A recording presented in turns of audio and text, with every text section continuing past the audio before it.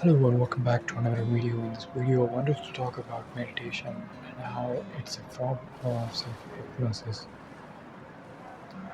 So let us understand what the goal here is, what the goal of meditation or what the goal of any spiritual practice or any religion is, or even inquiry or self-inquiry, or what the goal of a scientific person is in they, when we ask the question what the universe is and how and who we are.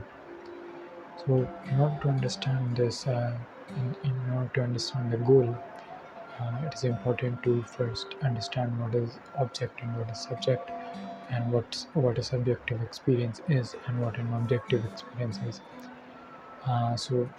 If you want to understand this, I have already uploaded a few videos on this topic, but let me just give you a brief of what a subjective experience is and the goal uh, of life, or the ultimate realization that is to be had in this world. So, uh, we are all experiencing a conscious state right now. We are experiencing a state where we are listening and interacting.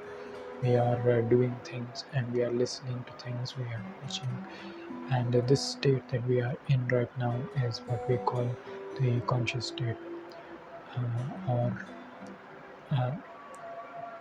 fully conscious state.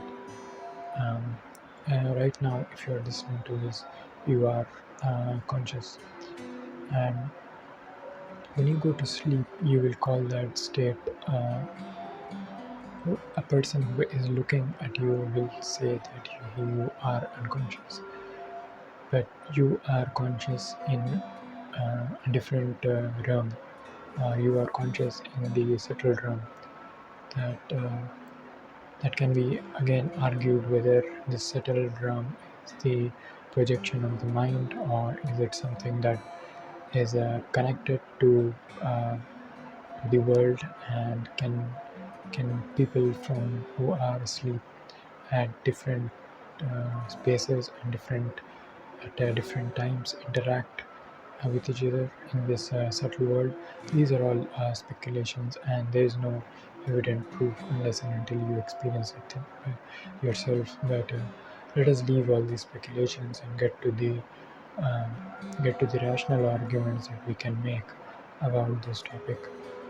So, so when we sleep, we would be in a sleep state, or we would be in a state uh, of a dream state, or maybe we are also sometimes in something called the deep sleep state. And when we wake up, we are in a state where we are uh, merging from the sleep state into the conscious state again. So these are different states of consciousnesses that we experience throughout our day, and usually the story that unfolds in this is a collection of these states of consciousnesses. Sometimes we are having a bad experience, and we would call that state bad experience, when in fact it's a state of very low consciousness or something like that. And obviously, there are many psychedelic drugs available these days that you can uh, inject into your body and have these altered states of consciousness.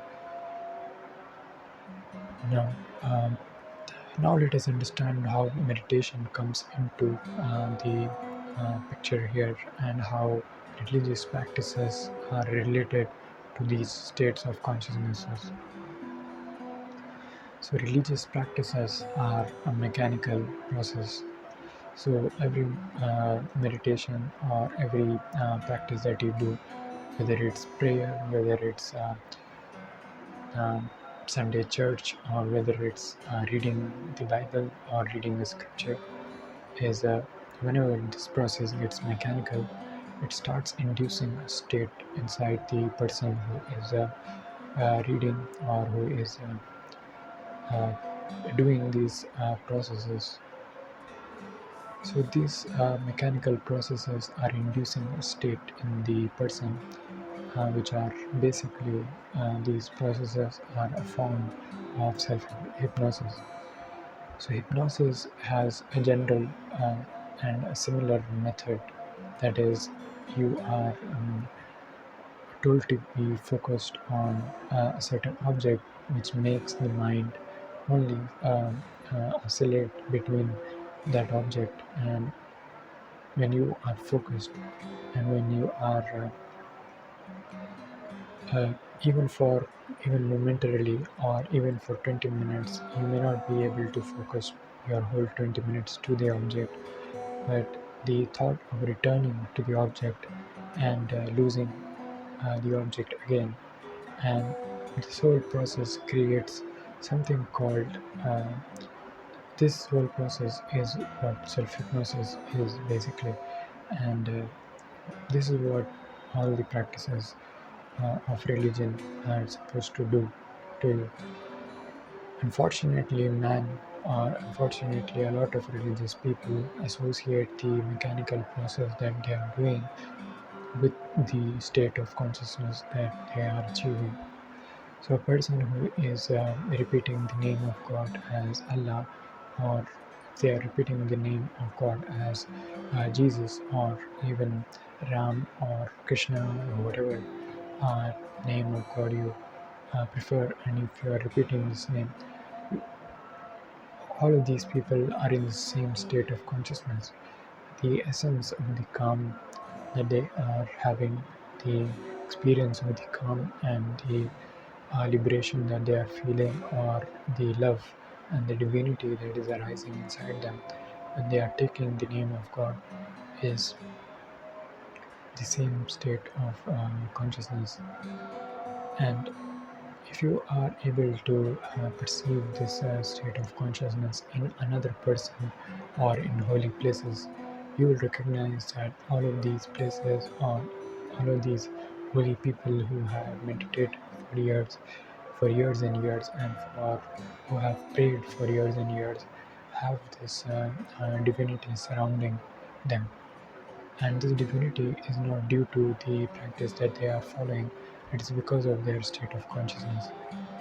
So if I am feeling devoted, and if I'm having a sudden ecstatic feeling of love of God, uh, this will be able, you will be able to perceive it if you are sensitive enough through me, or through a divine, to a holy person.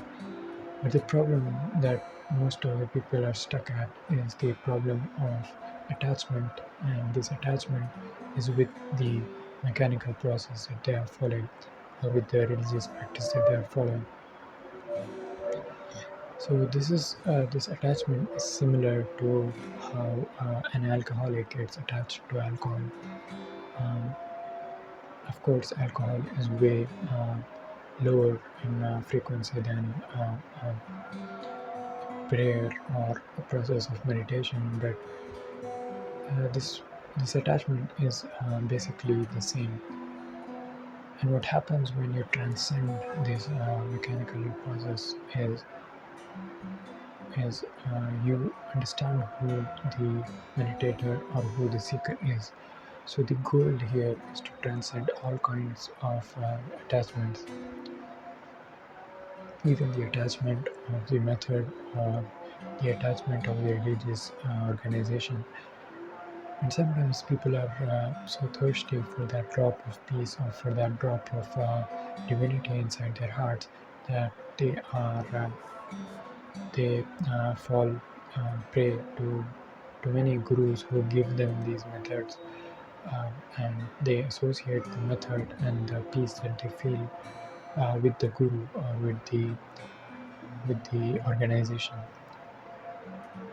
And this is obviously probably done by a lot of gurus unknowingly. That is, they may not be aware of it while they're doing it. They're probably trying to help the person. So But this is what is going on inside the mind. When the mind is constantly given this mechanical process to do, and over years and years, it is just recalling the sense of calmness and sense of divinity that already lies inside you. So this state of consciousness is the goal here, and uh, in many traditions it is classified, although uh, consciousness can never be classified, but we can try to explain it to each other by classifying the states of consciousness. And this classification is done uh, on 7 levels. So the prophets and the sages who are at the highest level here. Uh, the prophets and the God realized people are at the highest level. That is the seventh stage. And some of the prophets and some of the sages and saints are actually lower than seventh level, but they are portrayed as being on the seventh level. But in the seventh level of consciousness, you are one with reality. You are the sense of I has dissolved, and the only thing that remains is conscious experience of nothingness, or conscious experience of reality. This experience is similar to when a person goes into a state of deep sleep. But here in deep sleep, the person is unconscious. Um, in in God realization, the person dissolves completely. There is no sense of personality, or there is no sense of belonging to someone or somewhere, and hence there are the famous Mahavakyas that are Anal Haq by Mansoor, and other Mahavakyas that are Aham Brahmasmi, and all of these Mahavakyas that are stated in a state of the highest realization that is to be had in this world. So truth here is found in a state of consciousness, and truth is again a state of consciousness. It is not something that we gain, or it is not even an experience. I'm obviously stating all of these as my intellectual endeavor. This is not my own experience. This is after years and years of research, and I'm also merely a seeker. Unfortunately, I have not been able to drop the seeker identity yet. So, so it is wrong to associate the method of meditation or the method of prayer with the organization, or with the person that you are associated with, or with the person who has given you this method. Of course, um, there is something called uh, a wise being who, who knows exactly what you are going through, and the guru or the perfect master is able to push you or take you higher in the state of consciousness by giving you exactly what you need in your state of consciousness. Uh, but these people are very rare, and it requires a lot of understanding of the mind to be able to guide others. And most of the information or instruction that is received by the guru is misunderstood, or taken in a wrong context.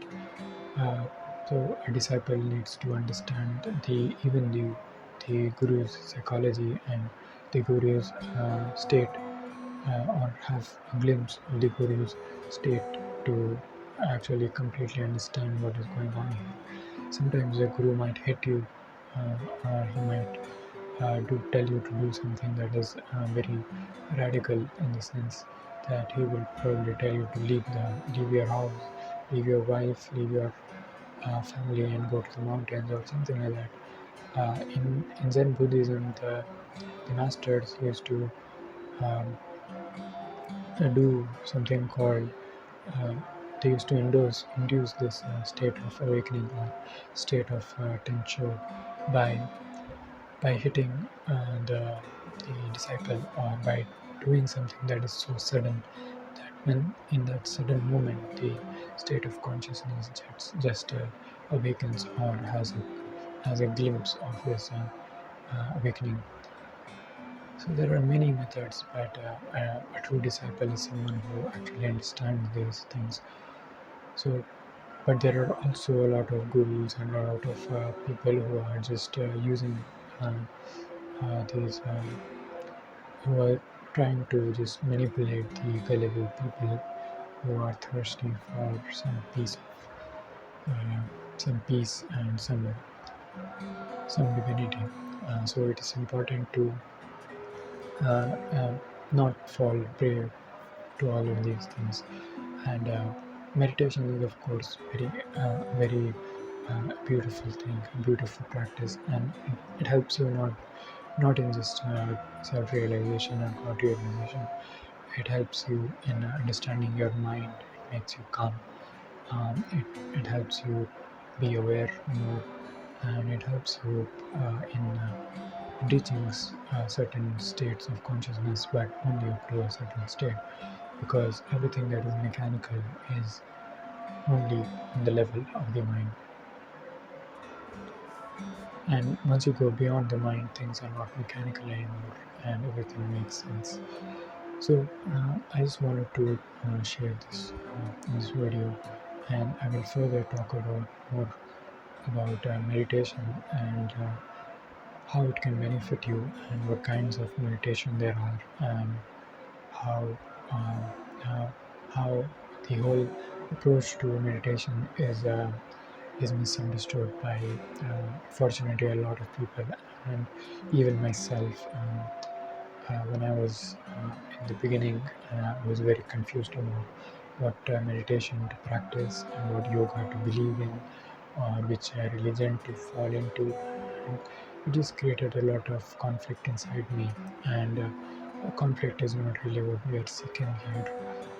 Uh, so, so, uh, so in order to reduce this conflict, it's important to understand that the method is eventually transcended, that this attachment to a method or this practice, or even the spiritual tradition needs to be abandoned, and state of consciousness is regardless of what practice you are following or what spiritual tradition you belong to. I can certainly feel the same divinity in a mosque, in a temple, and in a church. Uh, and if I have the opportunity to go into a synagogue, I would certainly feel the same thing with the Jewish monks. I've also done all these things, and I can say this with experience that there are places which are holy and emanate this divinity, but it is it is the soul that recognizes the divinity. It is not the mind. Whenever mind comes into picture, and whenever mind tries to rationalize these things, it will fall into segregation, and it will start excluding things instead of including and creating inclusivity, which is the goal of all realization, which is the goal. Unity is the goal here. We all have probably heard about oneness and about unity of consciousness, and about how everybody is the same. But due to these practices and due to uh, these fallbacks and these setbacks, we instead create exclusivity instead of promoting unity, and instead of promoting um, love and peace. So thank you for watching this video. If you find yourself becoming more and more radical about your practice, this is just a reminder to you that it is useless to attach yourself to your meditation practice or even to your spiritual tradition. Thank you for watching this video.